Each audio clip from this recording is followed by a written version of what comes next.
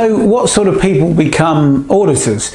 Well, typically it's quite a social activity, getting out there and talking to people. So, you know, I guess some basic form of people skills is useful. Some people think that, you know, HR is a good source.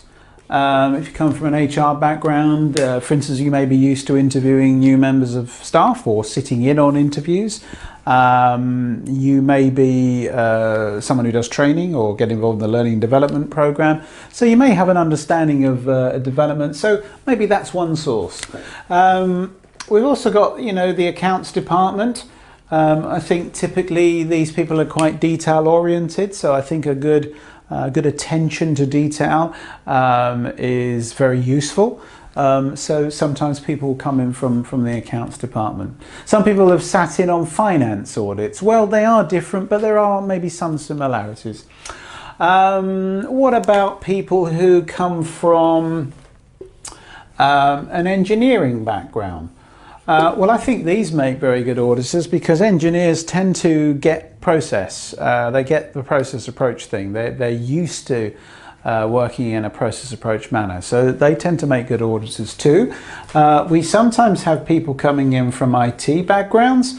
And I think that can be also very useful because, you know, the logical side of whether something is conforming or isn't it, and where's the evidence, and analyzing data and information.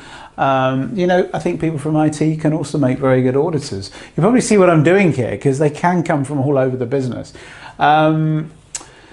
Where else? Well, if you're in the purchasing department, maybe. If you're in purchasing, which I guess could be linked to accounts, but sometimes they're separate areas, you may be involved in evaluating suppliers. There's a, you know, whether you officially audit your suppliers or whether you carry out checks on them or monitoring. So sometimes that kind of area could be useful to bring into general auditing.